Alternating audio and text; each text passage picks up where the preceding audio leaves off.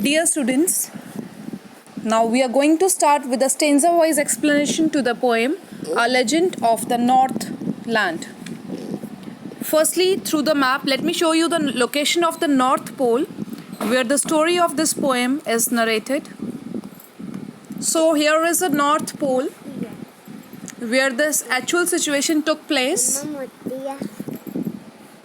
The first stanza, away, away in the Northland, where the hours of the day are few and the nights are so long in winter that they cannot sleep them through.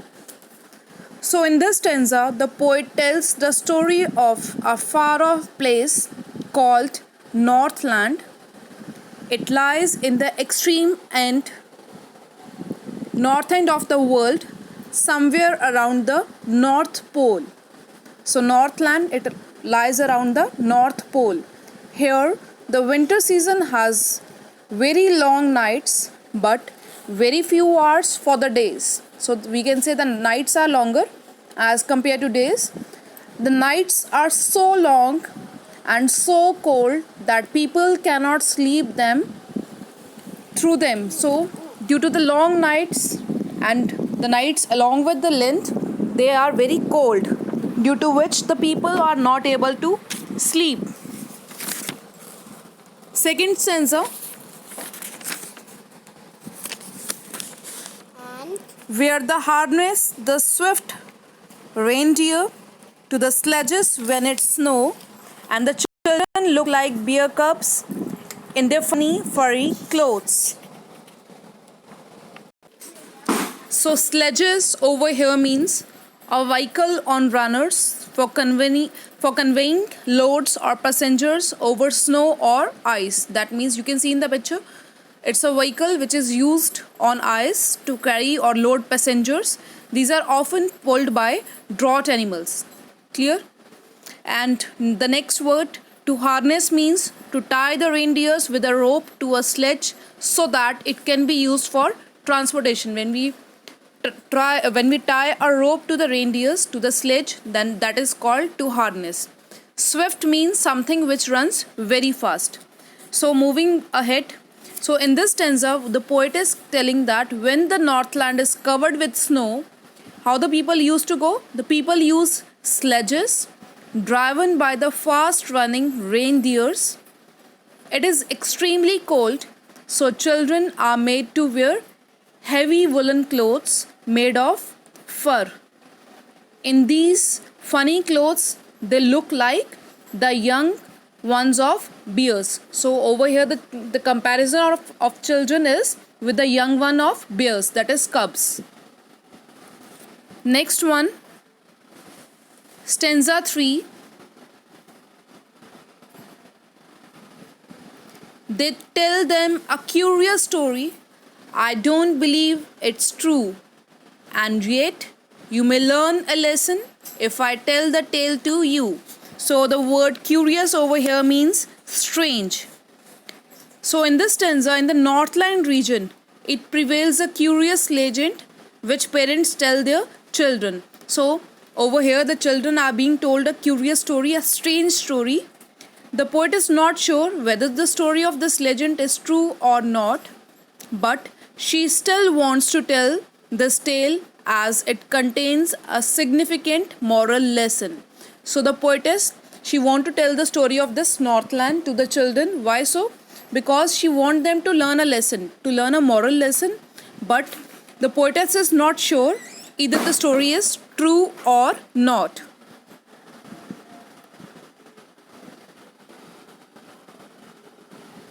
Stanza 4. Once, when the good Saint Peter lived in the world below and walked about it, perching just as he did, So, Saint Peter over here means an apostle of Christ, and or you can say a disciple or the follower of Jesus Christ. Perching means to give a religious talk. So the story narrated in the Northland is about the good Saint Peter. So this is the story about the Saint Peter, one of the 12 apostles of Jesus Christ. So Jesus Christ has 12 apostles. He was one of them. Once he came down from heaven to the world below to preach the word of God. He traveled and wandered to fulfill his missionary purpose. So we can say he was sent by the God to preach to just talk about the religion, to give the religious talk to the people. So he traveled and wandered to fulfill this mission. Stanza 5. He came to the door of a cottage in traveling round the earth, where a little woman was making cakes and baking them on the hearth. Hearth means a fireplace where you do cooking. So you can see it from the picture. So Saint Peter, what happened? Saint Peter happened to reach a cottage. So while traveling, he just reached a cottage around the earth. In this cottage, a little woman was making cakes and baking them on the fireplace. And being faint with fasting, for the day was almost done, he asked her from her stores of cakes to give him a single one. Saint Peter had been wandering about the whole day on an empty stomach, so he was feeling hungry. By evening, he was so weak and tired because of hunger and travel that he was on the verge of fainting. So he was in the condition of fainting due to his hunger. So he requested the little woman to give him just one cake out of the many that she had in her store. Stanza 7. So she made a very little cake, but as it bakely lay, she looked at it and thought it seemed too large to give away. So this woman, the little woman, when requested by the saint for the cake, she made a small one for him.